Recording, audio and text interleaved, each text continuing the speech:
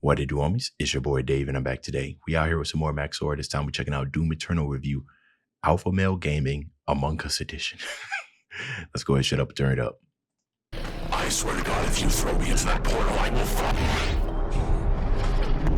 You were never one of us. This is the final boss, right? You were nothing but an imposter. A false crewmate. You are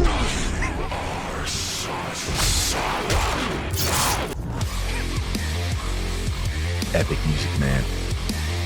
Oh, and that's another thing. I don't know if I'll have to mute this part right here. I'm only putting this in just in case. If you hear any of the music and it just goes quiet, I might as well just say it here. It's because I got slapped with a copyright claim. Sometimes it happens, sometimes it don't. YouTube's content ID system be out of whack sometimes. You'll see somebody else upload a reaction and then another reactor will upload that same reaction and they'll get blocked or claimed. It's crazy out here, but disclaimer. Doom Eternal is a game with so much testosterone dripping from its orifices that it caused me to create a son via mitosis. In this adventure, you play as John Doom, a man stricken with irrationally severe autism who does not consider or think through his actions and effects on other people. And in his quest to save mankind, kills God, and Satan God, who is also himself. If this in-depth and engaging hardcore male gameplay sounds appealing, then I've got the game for you. This game is of course the sequel to the critically acclaimed Doom 2016 with a few key differences. Alright then, buddy. I'm going to shit yourself. Which meaningfully extends and builds off of the gameplay and challenges that we love. Then extends them some more off of a fucking cliff until the product that emerges out the other side resembles crack concentrate. I like how he needed to put that context in there, that the content is not sped up, right? That you actually, the game is designed for you to always be on the move. I often think that, because I don't think I played this one, maybe I played the first one, but you kind of get a little motion sickness until you kind of just get used to it. And then every other game just feels so freaking slow. It's like jet lag, you know what I mean? Maybe that's not a good analogy, but you know what I mean.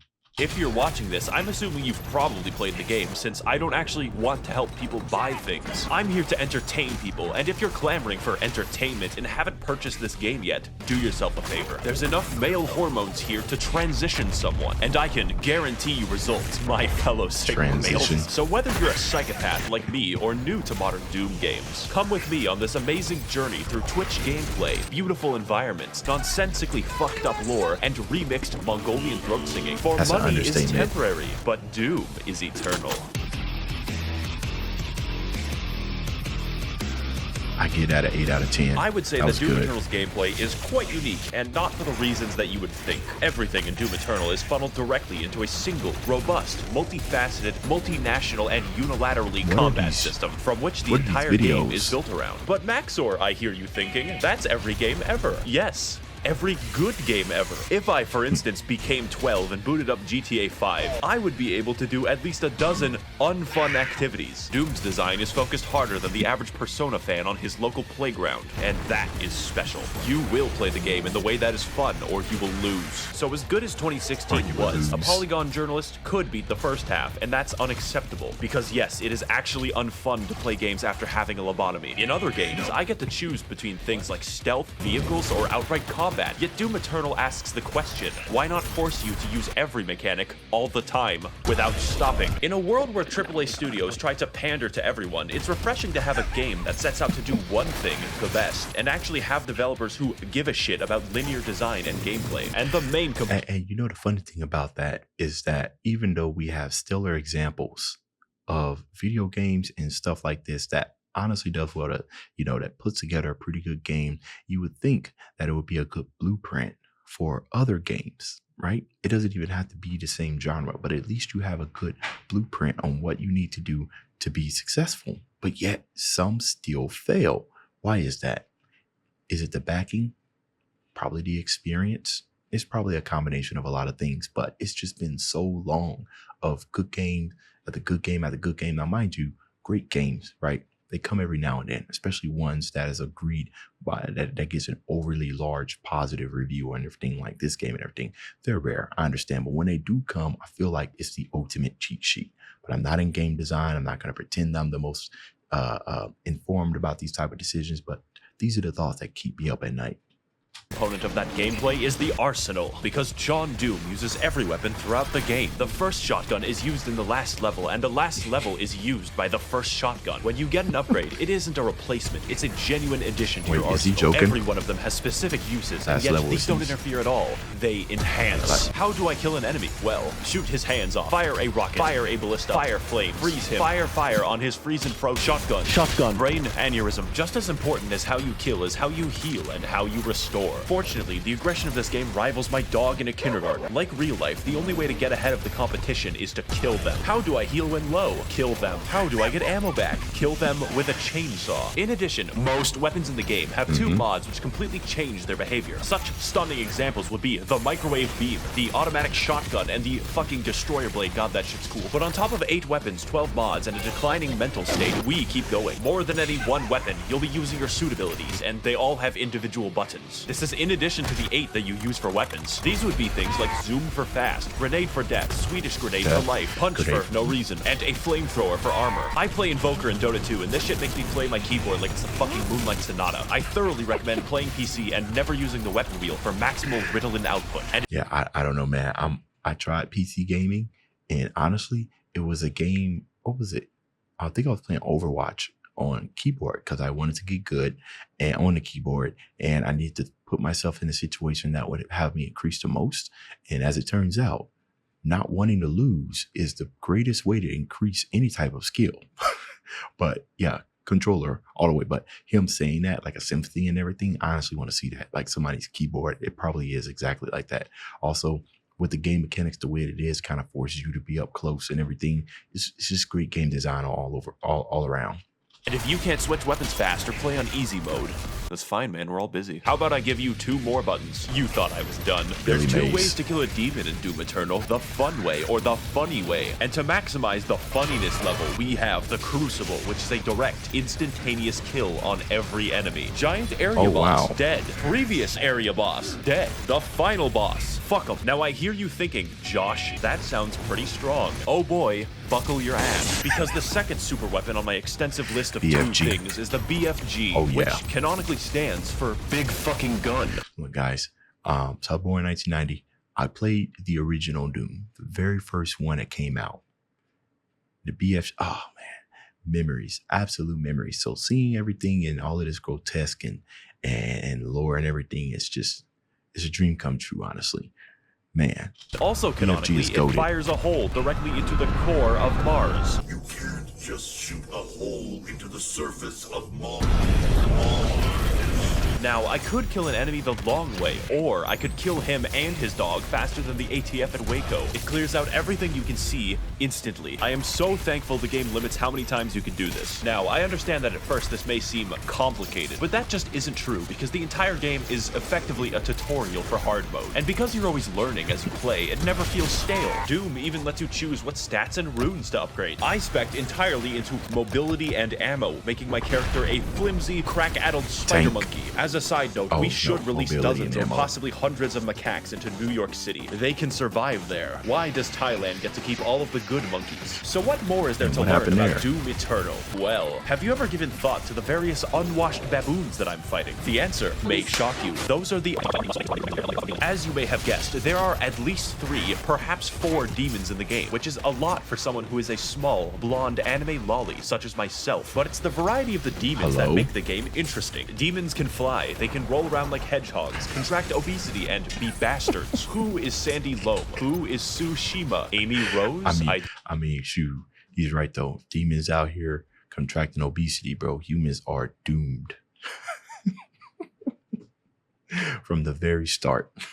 Didn't know she could stand. The point of the entire game, therefore, is to balance targets, switch weapons, and scream internally as you repeatedly fail to be cool. Just like high school. What I'm getting at is every demon has completely different behavior and goals from one another. The Doom Hunter rolls around in a comically small tank. The zombies, like us, exist to die. And the Marauder produces controversy. He does a lot of damage, blocks your attacks, fights you at wild speeds, and can only be attacked after blatantly signaling so. I personally have no issue with him, as I find the challenge fun and engaging. And if you don't, I'm not saying you're wrong, I'm saying you're bad. I'm not getting into the details for each one since that's not funny, but don't worry, there are 27 of them without DLC. And if you're wondering why I'm fighting the entire cast of Dante's Inferno, you're actually the minority. This game tries at every moment to make exposition collectible. Why is there just a fucking big spear in the planet, and why is heaven comprised entirely of moth people? You cannot stop. Mechanized moth people, what it looks like. It feels like one guy wrote the events of the game and another guy invented LSD just to write the backstory. So I'm going to combine both of them into a single, accurate interpretation of the Doom lore. See, and this right here is why we love Max0r, because he does a very, very good job at simplifying complicated things. And he does a very good job at simplifying simple things as well. That's what we're here for, baby. Let's go. If I say something objectionable, just pretend that it's right.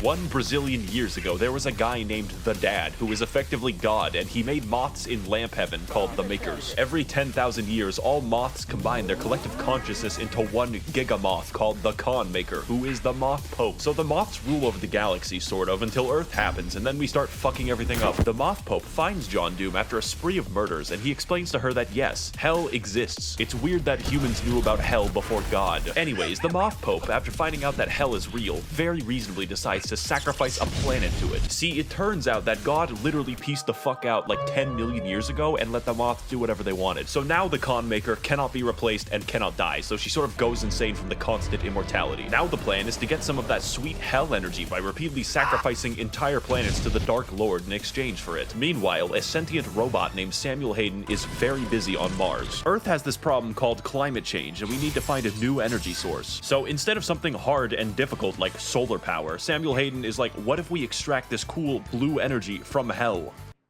Also, it's on Mars.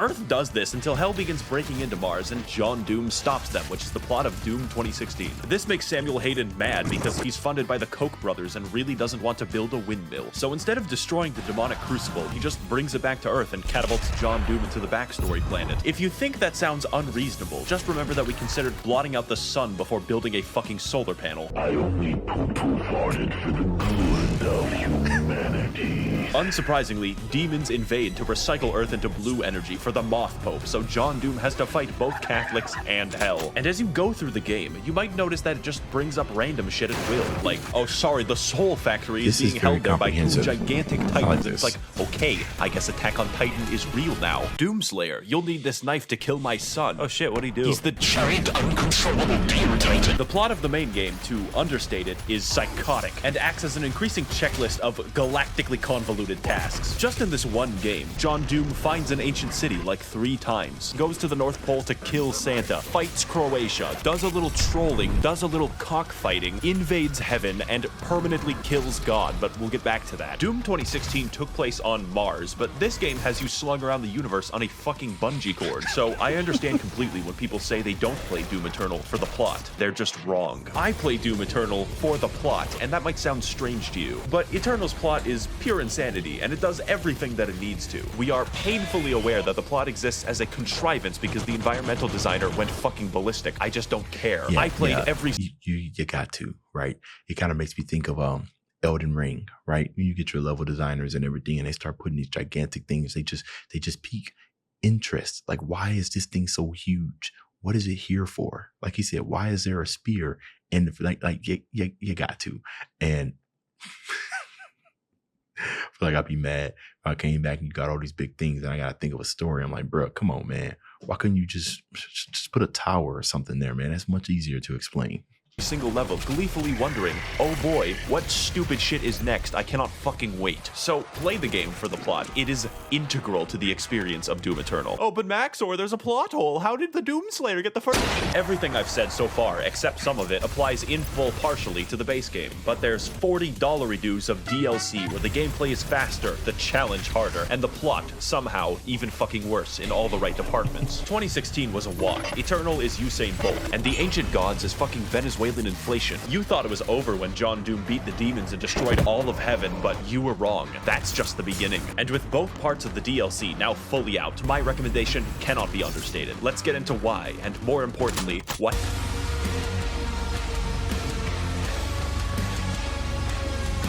This section of the video is going to be different, far more structural, and aligned with the plot of the DLC. Because the gameplay isn't what's new about the product, it's the challenge and the story. I originally wrote an entire script for this and then trashed it because it doesn't truly communicate how this DLC drove me to insanity, and I hard cope by simping for 2D women. I will tell you if there's a very big gameplay change, but the point of the DLC is more of what's amazing. If you like Doom Eternal, you will like the DLC. Period. Okay, so Samuel Hayden, you might know him for his various appearances on political YouTube debates advocating for carbon positivity. It turns out that he's not a robot, he's a fucking angel. Also, John Doom's Alexa is God. That's not a joke or exaggeration. His name is Vega, and he is the physical remnant of God's consciousness in AI form. So Samuel, now a fucking divine being, wants you to revive him since both God and Satan are trapped in volleyballs. At this point, the video can't count as spoilers because it makes no fucking sense. The first DLC is essentially trolling because you kill God. Why? Well, obviously to revive Satan, exclusively so you can fight him. What could go wrong? Of particular note here on the gameplay side is the final boss, who is Samuel Hayden, because holy shit,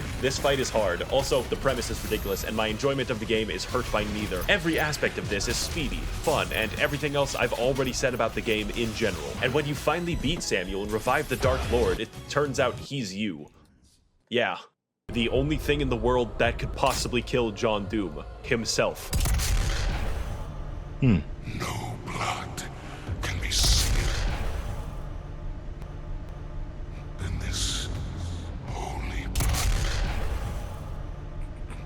So now the not you decides to go to hell where we all belong, and the second DLC is just chasing him. This is of course where the testosterone moves into critical levels. How does one get to the capital city of hell? Well, that's a great question. First of all, go to the planet of Argentinur, light the bat signal, learn how to train your dragon, okay? Go into the giant spear that pierces the entire planet for some reason, get the key to the Gate of Divum. Now go back to Earth, traverse The Last of Us 2, and find the Gate of Divum. But before I get to the final showdown with Crash Bandicoot Twin Sanity, there's some cool gameplay I want to talk about. You have a fucking hammer in this DLC, primarily used to defy the laws of gravity, but secondarily gives you everything in the game. Health, no problem. Ammo, absolutely. He says to follow the laws of gravity. So what are we talking about here? Like, I imagine there's no fall damage on here, so I know to follow the laws of gravity, like some people use mechanics in other ways that it wasn't supposed to be used, because obviously hammer is used to kill enemies, but you must be using it in another way, in a more exploitative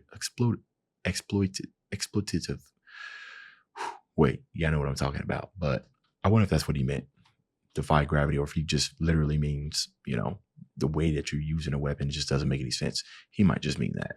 Gravity, but secondarily gives you everything in the game. Health, no problem. Ammo, absolutely. My deepest, darkest urges? Yes. As I used this, I became more obsessed with hammers than Bob the fucking Builder. And there's plenty of demons to use it on, since the DLC has a shitload of reskins. For instance, the Spirit is a congealed amphetamine mass that makes every infested target 3 times faster. Microsoft Pinball, who is fun to fight, I promise. And the Bloodmakers. They are my original OC. Do not steal it. So now that we've reached Cleveland, it's time for the DLC to gain style. This is the culmination of all of our work. The final battle against Satan himself. And holy shit, you can feel it. When the Sentinel army shows up and everyone's ready to kick ass, you just can't help but feel like your dick is being tickled. Cleveland lives up to the hype too, for once, because it's a non-stop battle of epic proportions right up until the final boss. This is a universe which implicitly acknowledges your godlike power by making the only credible threat to you your identical twin with red eyes in a Gundam. That is called fucking gameplay. And it's a beautiful send-off right up until the man himself, who awkwardly waddles around the arena like a penguin, but that's fine, the fight is still cool.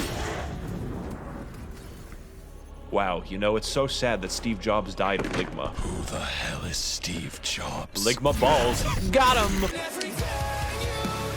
Now, before we defenestrate, there's a few details I want to talk about that truly complete this game, make it a real 10 out of good. Firstly, I would classify the music of this game as metal without guitars, and I fucking dig it so much. How do you make metal without a guitar? Well, you sample Mongolian throat singing and your lawnmower. Oh, I read something about that, what Mick Gordon did. Because I know they told him they didn't want him to use guitars. So I thought he pretty much turned a sine wave, for all my music producers out there, turned a sine wave and just added a crazy amount of distortion with some tonal changes and everything. But I guess I didn't read enough, because throat, that works too. It has pretty much the texture. I mean, audio manipulation and where it is today, you can make anything sound just like anything. So it was very creative by him. It just sounds so good. Normally, music isn't very important, but it's so good that it becomes important. And the role it plays in setting your mood is vital. Also, the main composer, Mick Gordon, like me, watches virtual YouTubers every waking second of his day. Great minds think alike. In fact, most of the music in this video is just Doom Eternal soundtrack. Guess you'll have to rewatch it over and over again to really listen.